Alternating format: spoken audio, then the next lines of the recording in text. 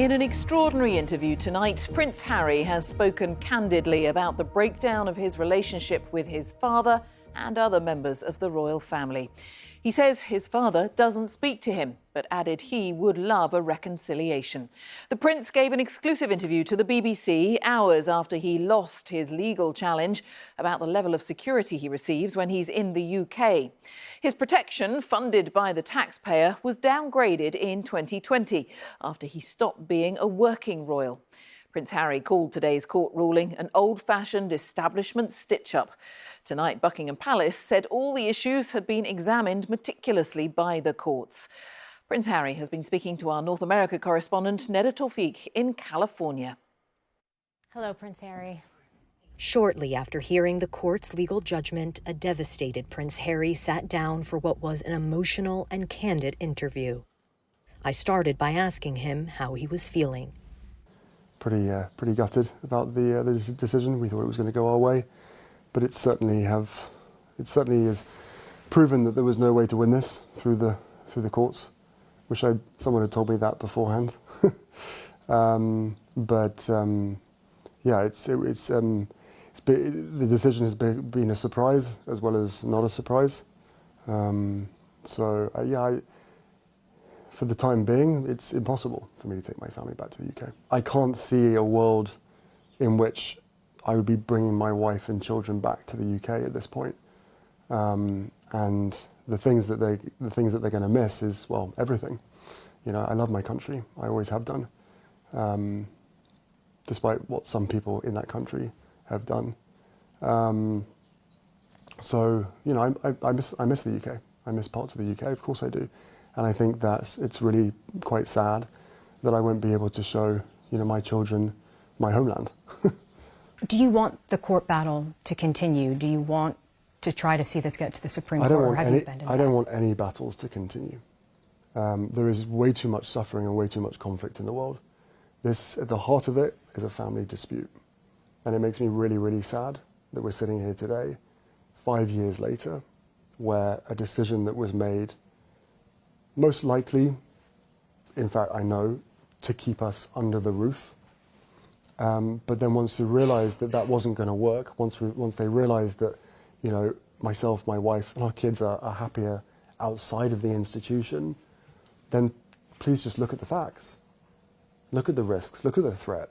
Look at the impact that if anything was to happen to me, my wife, or my father's grandchildren, if anything was to happen to them, look where the responsibility lies, you know. So, you know, there's a duty of care that has been completely thrown out the window, and that doesn't feel great. You know, whether we agree or disagree, and there's a lot we agree on, there's a lot that we disagree on. But that aside, where is the duty of care?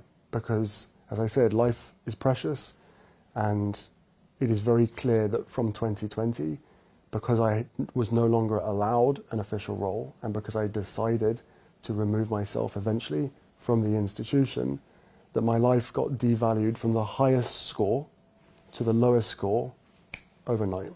And you reject that it has nothing to do with the fact that you're no longer a working royal? Whether I have an official role or not is irrelevant to the threats, risks, and impact on the reputation of the UK if something was to happen. And again, that is proven by all of the examples that exist out there. So for me, having an official role was conditional on keeping security. But for everybody else, people who have chosen this life to enter into public office and then leave, get it for life, regardless of whether they have risk or threat to their name. And by the way, I agree with that. I think that is absolutely the right thing to do. That if you come in and you serve your country, even if it's a minimum of 4 years, that you get the protection that you require because of your public service. I was born into this position. It wasn't a choice. I've served my country for 35 years. I believe that I am still continuing to serve my country. Public service is my life. That is the dedication that will never change. And then all the other bits and pieces that are added to that. You know, there are very, very real threats that exist out there. How are you feeling about this decision? Because clearly you have 2 children, Archie, Lilibet. They're not able to see their grandfather, their uncle, their cousins, in a way that you feel is safe for them. So what's your feelings kind of moving forward? Is there any way that this could be resolved? The only, I mean, firstly, I'm devastated. Not so much as devastated as with the loss that I am about the people behind the decision, feeling as though this is okay. You know, is it a win for them?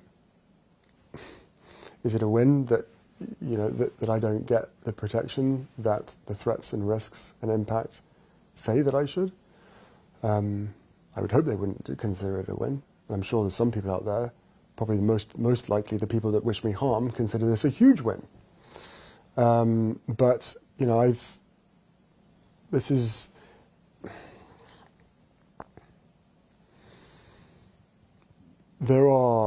there have been so many disagreements, differences between me and some of my family. This current situation that has been ongoing for 5 years with regard to human life and safety is the sticking point. It is the only thing that's left. Of course, some members of my family will never forgive me for writing a book. Of course, they will never forgive me for lots of things. But, you know, there is. I would love reconciliation with my family. There's no point in continuing to fight anymore. As I said, life is precious. I don't know how much longer my father has. You know, he won't speak to me because of this security stuff. But it would be nice to reconcile. I mean, there are things that have happened that I can now forgive. I have moved past that. I can forgive my family's involvement, my father's, my brother, and my stepmother. I can forgive the press to a large extent as well for so many things that have happened. What I'm struggling to forgive, and what I will probably always struggle to forgive, is that a decision that was made in 2020 that affects my every single day.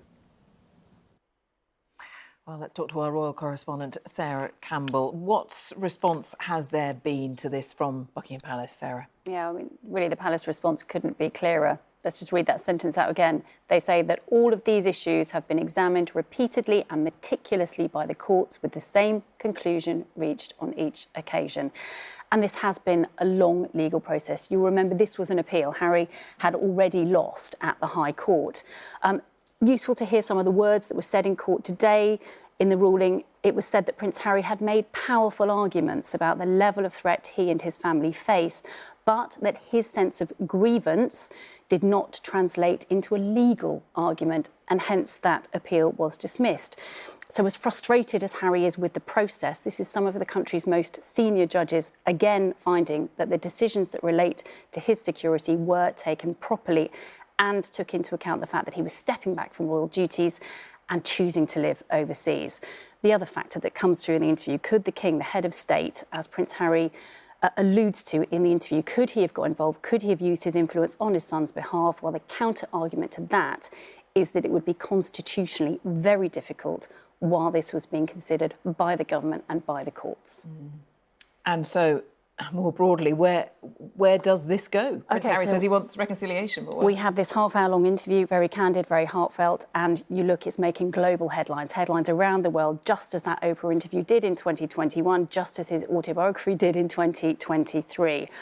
And part of that is because what it says also about the state of relations within the royal family. If anyone had any question about the relationship between him and particularly his father and whether those rifts had been healed, that interview seems to answer those questions. He says he wants reconciliation, but that his father won't speak to him. And this line stood out to me. He said that he doesn't know how long his father has left, but he makes it clear that until the security situation is resolved in a way that he wants it to be resolved, he's not going to bring his wife and children back to the UK, the King's grandchildren.